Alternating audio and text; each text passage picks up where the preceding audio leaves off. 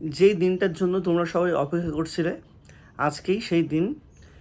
অবশেষে বহু প্রতীক্ষিত ওবিসি কেস সুপ্রিম কোর্ট থেকে কিন্তু প্রত্যাহার করে নেওয়া হলো। তোমরা বিভিন্ন জায়গায় এই টপিকটা দেখতে পারবে। তা তোমাদের জন্য খুবই খুশির খবর। তার কারণ ডব্লিউবিপিএসসি থেকে ডব্লিউবিপিআরবি থেকে সমস্ত পেন্ডিং রেজাল্টগুলো এর পরবর্তীকালে বার হবে।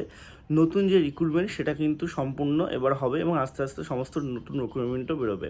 তা কী কী রিক্রুটমেন্ট বেরোবে, কবে কী রেজাল্ট বার হবে, সেগুলো নিয়ে একটু ভিডিওতে বলবো। তোমরা ভিডিওটা শেষ পর্যন্ত দেখো এবং যারা যারা আমার এই চ্যানেলে নতুন, তোমরা অবশ্যই চ্যানেলটি সাবস্ক্রাইব করে পাশের বেল আইকনটি কিন্তু ক্লিক করে রাখো। তাহলে চলো সময়ের জন্য আজকের ভিডিওটা শুরু করি।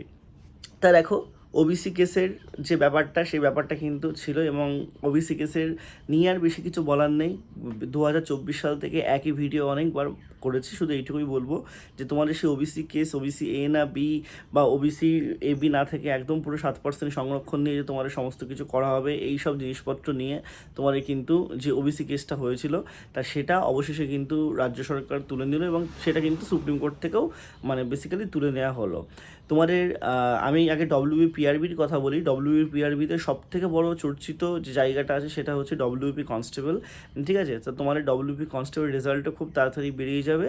সম্ভবত যেটা শোনা যাচ্ছে যে তোমাদের সেপ্টেম্বরের দিকে নাই খুব তাড়াতাড়ি ভিআর এবং সমস্ত কিছু হয়ে কিন্তু তোমাদের যে জয়নিং সেটা কিন্তু করাবে, ঠিক আছে? এছাড়াও কলকাতা পুলিশের কিন্তু এখনও প্রিলি রেজাল্ট বাকি আছে। তোমরা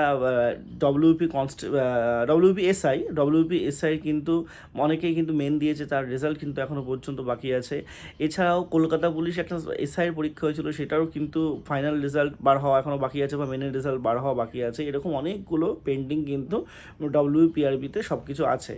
ডব্লিউপিএসসির ক্ষেত্রে কিন্তু মিসলেনিয়াস 2023 ওটার মেন হয়েছিল এর আগের বছরের আগস্ট মাসে, কিন্তু সেটার এখনও রেজাল্ট বার হওয়া বাকি আছে।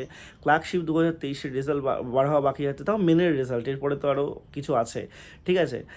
তা তোমার কিন্তু নতুন ভ্যাকান্সি মিসলেনিয়াস যেটা বেরিয়েছিল সেটা তো ফর্ম ফিল আপ হয়ে গেছে। তোমার ক্লার্কশিপের নতুন ভ্যাকান্সি, আইডিও, ঠিক আছে, এই সমস্ত ভ্যাকান্সি কিন্তু তোমাদের আবার আসতে চলেছে। পঞ্চায়েত রিক্রুটমেন্টের ভ্যাকান্সি তোমাদের কিন্তু আসতে চলেছে, ঠিক আছে? এবং মুখ্যমন্ত্রী কিন্তু আজ ঘোষণা করেছেন যে বন দপ্তরে কিন্তু তোমাদের নিয়োগ করা হবে এবং সেটা নিয়োগ করবেন কিন্তু পুলিশ রিক্রুটমেন্ট বোর্ড অর্থাৎ ডব্লিউবিপিআরবি। তা সেটাও কিন্তু আসতে চলেছে। তা তোমাদের জন্য একগুচ্ছ চাকরি কিন্তু এবার আস্তে আস্তে নোটিফিকেশনগুলো আসতে চলেছে। এই ওবিসি কেসের জন্য সব আটকে ছিল, তা এটা কিন্তু আর বাধা রইল না। তা অবশ্যই ভালো করে পড়াশোনা করো, আমার চ্যানেলটার সাথে যুক্ত থাকো। তোমাদের প্রতিনিয়ত আপডেট এবার থেকে দেবো। আমি নিজে থেকে একটা প্রতিজ্ঞা করেছিলাম যে যতদিন না পর্যন্ত ওবিসি কেস মিটবে সুপ্রিম কোর্টে, ততদিন পর্যন্ত কোনো আমি আপডেট দেবো না। তা আজকের থেকে আবার কন্টিনিউ কিন্তু তোমাদের আপডেট আমি দিয়ে থাকবো। সবাই সুস্থ থেকো, ভালো থেকো। তোমাদের যদি কোনো কোয়ারিজ লাগে অবশ্যই আমাকে নিচে কমেন্ট বক্সে জানাও। ধন্যবাদ।